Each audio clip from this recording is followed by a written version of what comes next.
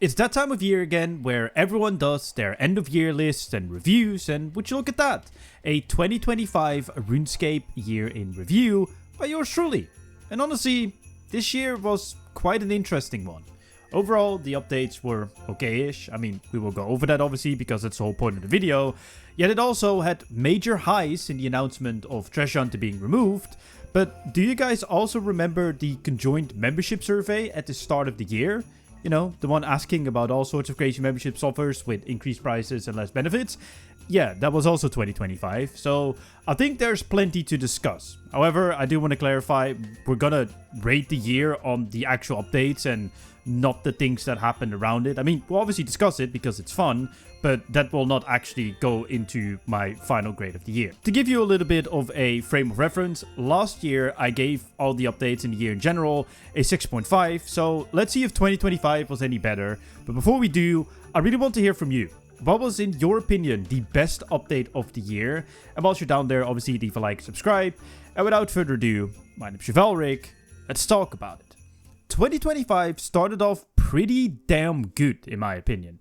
We had the first in the finales of the Desert questline with Beneath Scarabeus Sand, which is a quest and nothing truly special, but it was nice to see them finally finishing an existing questline instead of continuously creating new things for the sake of it, with the whole idea of like, oh, new players can jump in. But surprise, surprise, there are barely any new players, so there's not really new players coming in. And I feel like most of those new quests just really felt disconnected from the main world and kind of in their own essence and kind of sphere. And going back to the desert was a really good choice, and it felt good. Another thing that felt good, or even great, was arguably one of the biggest PVM updates ever in February, with the introduction of the combat achievements, or combat mastery achievements, but let's be honest, we all call them CAs.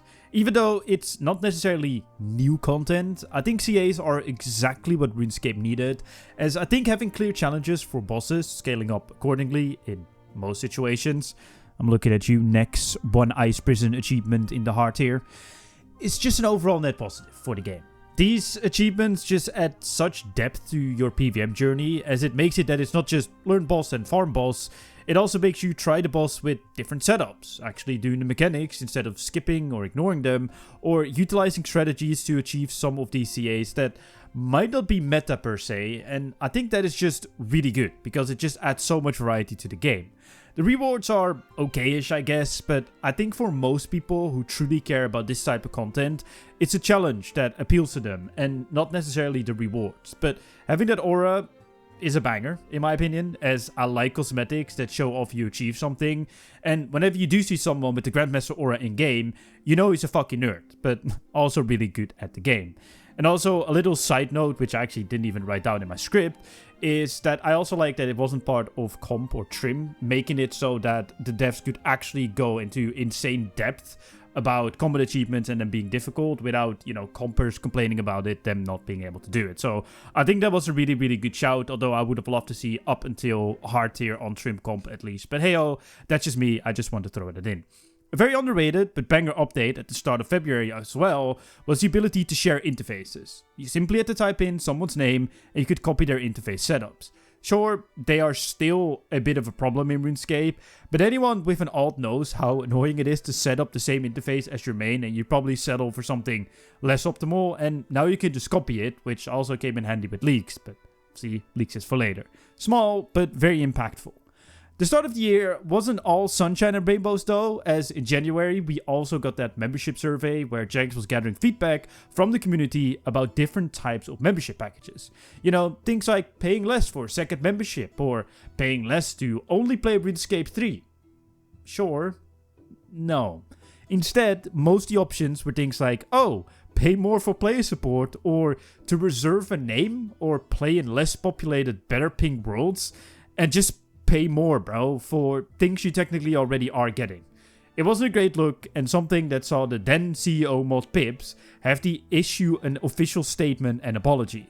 This is not gonna weigh into the grade of the year, of course, as it's not really an update, but I did want to have it mentioned because it was just such a weird time, and to be honest, I almost forgot about it until I was doing research for this video. In March, we saw the 110 runecrafting update. Whilst the introduction of time runes was an interesting one, especially during leaks, which we'll obviously get to, it was just a few new methods and nothing really more to it, truthfully.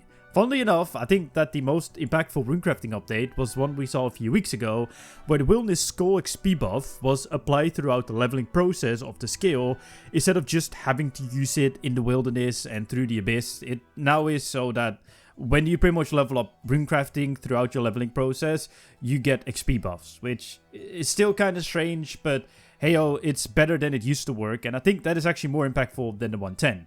In general, 110s to me fall into the category of mediocrity at its finest. They're nothing offensive, but also nothing to really write home about, and I think Jagex actually showed in late 2025 that they can do a good skill expansion, but just like leaks, we'll get to it because we're doing this chronologically. March was also the time Runefest returned, and I was fortunate enough to actually be able to go. Even though I was still recovering from my eye surgery at the time, which took longer than expected, but we're back to normal, thankfully. It was just really cool meeting some of the people who watch my content, and quite frankly, a little bit surreal if I'm gonna be honest, as sure, I know you guys appreciate what I do, but having someone come up to you in real life, and some even being nervous to meet me, is quite strange, as I'm just a regular dude that makes videos on a 2001 medieval point-and-click video game, right? But to someone else, I might be their favorite creator, and that is just the coolest feeling in the world. And I just want to say a big thank you for everyone who did come and say hello. And also, shout out to the people who didn't, because I actually heard about some people that saw me and were kind of too afraid to come up to me. Next time, just come say hi, and we'll have a little chat. I don't bite, unless... Anyway, all joking aside, but yeah, thank you for anyone who said hi and who showed love at RuneFest. You are honestly the best. I love you guys. Anyway, the next major update was the Pharaoh's Folly quest in April. And just like the other desert quest released in January, it was fine. Just a quest, nothing to write home about. And the same goes for the duck quest, which was a bit more controversial as people found it cringe and not fitting into RuneScape, but truthfully, we have a quest where you help a granny finding her cat, or one with talking penguins, or a quest where you're chasing rats with your cat obtained from the quest where you help a granny find her cat. The duck quest was just a cute, wholesome early game quest and nothing more, and people need to just get their heads out of their asses and try to stop projecting whatever issues they have with the game on a silly quest like the duck quest. Anyway, in May, we saw the introduction of the runecrafting and thieving augmented items. A nice small update, but something I personally would have loved to see fitted in with the 110 runecrafting and 120 thieving update, as it wasn't that special for a standalone update and would have added more oomph, especially to the 110 runecrafting update. In my opinion, of course, but they're fine, and even so, to be honest, having some new invention tools is pretty cool, and I did think it was a lot of fun to see the meta change a bit with the dwarf traders being good again due to that new thieving sack and the new strategy people found. So I do think that was really cool, but overall I think it could have perfectly fitted in with the runecrafting expansion and the thieving expansion, but hey-oh, they need to fill the list of updates throughout the year, of course. Another update that might fly under the radar in these types of reviews is the legendary weapons being upgraded, aka the tier 95s, which I think was needed and has arguably been the start of rebalancing combat to make the other styles more relevant versus necromancy. I do think that the issue still is that early to mid game necromancy just outclasses the OG3 styles too much, and is something they will hopefully address in 2026. Even though, as of me writing this script, actually there wasn't a range beta, but there is now a range beta whilst I'm recording it, where they're actually trying to redo range in general to make it better early game and mid game and eventually late game as well, and better competitive and just do more damage. And I think that's good stuff, and I'm really happy to see that. So kudos to Jagex on that one, and I'm really curious to see what they will do with combat in general in 2026. June also saw the introduction of 110 crafting, which was a bit better than 110 rune crafting in my opinion, reworking the crafting guild, making that the new best location to train crafting with the new method instead of placing another workbench in the fort, and overall adding some useful items to the skill that also apply outside of the skill. that makes any sense. With some new teleports through the new jewelry, the new urns, and of course Starbloom armor, which is a cheap alternative to Cryptbloom. Simple but impactful, and actually has an effect on other things than just the main skilling method. Crafting in this case with obviously the urns. Still nothing on the level of the other skilling update later this year, but better than 110 rune crafting in my opinion. June also saw the first mention of Jagex wanting to commit to changes on MTX and them announcing the experiments. No treasure hunter for a week, cosmetic free worlds, directly buyable cosmetics, and an MTX item free double XP. This obviously eventually led them to announcing that they would remove the cancer that is treasure hunter and all its items from the game, and them addressing all the issues that need fixing because of it. Yet again, not an update, but probably one of the most impactful things Jagex has done for the game over the last 10 years. And I'm just really happy to see. And I'm really happy to see as well that they are not just removing Treasure Hunter and calling it a day, and that they're also addressing all the things that it damaged with training methods, progression, even just the general look of the game. Good stuff, Jagex, and I'm really excited to see what you're gonna do in 2026. July saw the release of the final desert quest, which required you to find Amacut, the new endgame group boss. Well, in a story mode solo version, and that was fine. But it was still very cool to do so, and an epic worthy finale to the desert questline, in my opinion. I also like that they added the quest a week before the actual boss release, giving people the chance to enjoy the quest and not just rush through it because they wanted to face the boss, which I think was the thing that they went wrong with I think it was the Gate of Elitness, where you had to do like this whole quest, or was it the Sanctum? No, I think it was the Sanctum of Rebirth, where you had to do the quest first and then you do the Sanctum, where, I mean, it was a short quest, but you just rushed through it and no one cared about it, and probably people forgot that that quest even exists because people just wanted to face that boss, right? So that was a good change, and I think that's good that they took that feedback on Jagex's side. Amacut release itself was really cool too, with the race to world first, with the 2k enrage being the goal. The only thing I wasn't really a fan of was having to wait to do normal mode till a few hours after release, so that the racers couldn't practice in normal mode for the kill. The initial pitch was actually for normal mode to not be unlocked at all till someone beat 2k, but thankfully they stepped away from this idea. I like that there is some sort of race, but 99% of the people who could face Amacut but can't do 2k enrage are just sitting there like cucks waiting to be able to join in the fun. Good idea, glad they tried it, but in my opinion, never again please. The locking out part, the race was actually fun, and I think there are better ways to go about it than just having people locked out of the boss because a select group of people want to race and not be spoiled, I guess. I mean, you can always do like a whole sign up thing where people, sign up to do 2k and they will just be checked or something. I mean, it's a lot of work, but you can check if they do the other modes, and if they do, they're disqualified or something. And then you can actually give them a better prize. I don't know. There are better ways to do it, at least in my opinion, even if that requires more work. Now, we fast forward to September 15th, RuneScape 3's first ever leaks. Catalyst. Arguably the biggest update of the year, and by far my absolute favorite. Of course, I saw success during it on my YouTube channel with hitting over 1 million, actually 1.1 million total channel views in a month. To put that in perspective, by the way, I had about 2-ish million views total over the course of 3 years of doing this. So yeah, great success for me. But not just the numbers on here were good, and the reason why I obviously enjoyed it was actually because I did actually enjoy it. But seeing RuneScape be alive again, and so many people trying it, even old school RuneScape players and creators, was just an amazing thing to see. And I think brought a lot of positivity around RuneScape 3, and especially with the whole conversation about MTX being removed. I think it was a really special time in RuneScape 3's history, I guess, because for once, there was some positivity around the game that we haven't seen in a long time. Sure, leaks had its issues, with slowish progression, the relics being underpowered, and there being a clear meta route to pick with the relics, and a lot of tasks not really making sense or just overall missing. I do think it was a great first go around, and something that they hopefully learned a lot from. Old school RuneScape's first ever leaks wasn't great either, and had its issues. Sure, RS3 already had a frame of reference, but I do still think that they overall did a great job with leaks, and I'm truly excited to see what they cook up for the next one, whenever that might release. Because let's be honest, with the success of this one, there's definitely going to be a second leaks, and I'm not sure if they have announced it yet, that there will eventually be one, but there's no world where I don't see them actually doing a second league. So yeah, love that. Favorite update of the year.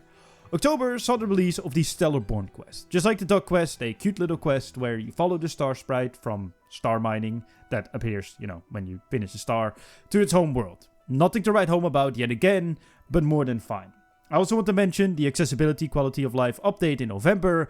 As some of you might know, I'm a big champion for accessibility change in RuneScape due to my own visual impairment, and I even have meetings with people at Jagex about it to push the topic as much as I can. Seeing the accessibility tab being added with some more features like full screen menus and cursor resizing, on top of just all the accessibility updates that already existed being in one nice convenient place, it's just such a great thing and makes me truly happy to see that they are taking this subject seriously, because to a lot of people that don't need it, they feel like trivial updates, but some of these updates like interface scaling, or even in my case the scaling of the dialogue, like you can have the mobile dialogue interfaces, which you probably have seen on my videos, on actual PC now, which allowed me to actually read the dialogue instead of struggling to read it, and now I can actually enjoy the lore. So some of these small changes can be the biggest difference to people. If there are ever any accessibility issues you have, hit me up on Discord and I'll make sure to bug Jagex about them, because this is just my thing and I always make sure to just mention it to them. But yeah, shout out to Jagex for that one. Really happy, and 2026 will bring more of them, I can assure you that. November also saw the restoration of Lumbridge, which was great to see, and I'm excited to see what they will do with the other cleanup jobs that they have announced for 2026, as the world has become cluttered, and I'm very happy to see that things like Lumbridge are reverted back to what they used to be, even though I still think that the market should be removed and the sheep pen reinstated, but it seems that people don't really agree with it, judging by the comments of the short that I made on it, but hey-oh, that's just my opinion. Now finally, the skilling update that I've mentioned and teased throughout this video, 120 Thieving. Not only did it bring the skill to 120 and not the random 110, it also added more training methods through the levels before the increase, so pre-99, with the chests, stalls and pickpockets being reworked / added, which I think is just great, because sure, it's cool to add post-99 content, but if getting to 99 is a struggle or just annoying or just poorly designed, then that content is less accessible to people, and it makes it worse, at least in my opinion.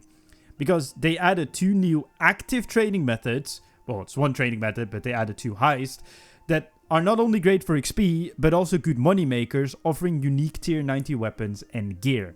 I think that is just fantastic, and I'm really happy to see that they have finally listened to the whole, active skilling should be the best way to skill, but also, hey, let's actually address getting to these cool updates as well by adding some maybe lesser cool but more convenient ways to train and get to it. So GG Jagex, this is what a 120 or skill expansion update should be, in my opinion.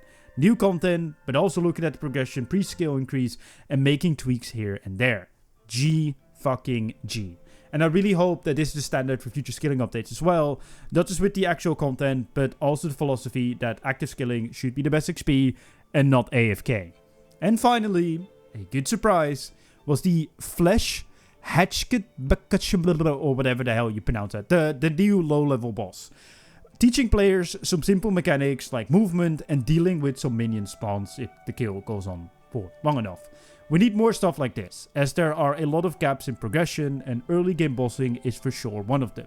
The introduction of this boss is a great decision, not just for the mechanical prowess of new players, but also offering an active and decently engaging training method, because the Flesh Eater actually gives good experience too, so yet again, GG Jagex on this one. I would love to say GG on 2025, but truthfully, whilst we had some great updates like 120 Thieving, the 2 bosses, combat achievements and leagues, overall there wasn't that much content added.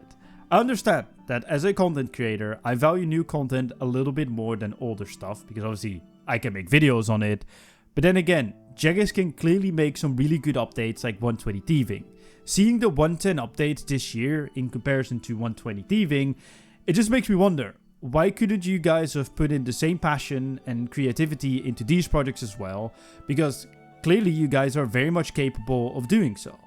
It's obviously not all doom and gloom, of course, but it just feels so lackluster. And that is hard to say because I also know that there are a lot of people watching this that haven't done all the content in the game in general and are not bored with it like I am sometimes. But on the flip side, looking at most of these updates, they also aren't much to really strive towards. Not every update needs to be a banger like combat achievements or 120 thieving, but most of them also probably don't make you that excited to work towards these goals. Like, I don't think anyone is sitting there like, oh, I can't wait till I can do the Stellar Born quest, or oh, I can't wait to... I mean, I guess the desert quest because you need them for a Amacut, but you know, it's that one is a bit of a weird one. But even so, the 110 updates as well, like, I don't think people really sit there like, oh, I can't wait to AFK craft the Starbloom armor or imbue these rods at altars. Like, I think people look at the 120 thieving update and be like, oh, yo, those heists look cool, bro. That's a good moneymaker. It seems fun to do. Yeah, that's definitely something I want to work towards. Like, advanced time is cool, but in the main game, it's not really a reason to grind out 100 runecrafting. It was obviously in leagues, but it's just, yeah, you know what I mean? Like, just, And like I said, the same goes to 110 crafting and Starbloom. Most of you would probably buy it anyway, and for Iron Man, just use Necromancy, but probably going for Cryptbloom is worth it more regardless, as the secondaries you get for Herblore and other useful items from Croesus are just worth it more. Is this me being a bit pessimistic about RuneScape? Maybe, but I do really feel like they could have done better and more. And thankfully, the updates that did hit, Leagues, 120 Thieving, Combat Achievements, and the 2 bosses, did hit really hard, and I think have all been great additions to the game, and fall into the category, to me at least, that make me tell my friends who have lapsed or don't play at all anymore, hey, you should go check out these updates. Okay, maybe not the 2 bosses, but they're still pretty cool and neat additions. When it comes to the grade, I will go for a 6.5 again. There wasn't anything offensive, we had good updates, but the lack of consistency in meaningful updates, especially at the start of the year after combat achievements, till pretty much a Amacut, takes the grade down a lot. If we would just grade the year from a Amacut onwards, we're probably looking at a 7, and maybe even a 7.5, as there were also some decent quality of lives that I didn't mention to not make the video even longer, but it's an entire year thing, and the start of it, bar CAs, was just very lackluster. What do you guys think of 2025? Let me know in the comment section down below. Don't forget to leave a like and subscribe. My name's Chevalric. See you guys in my next video.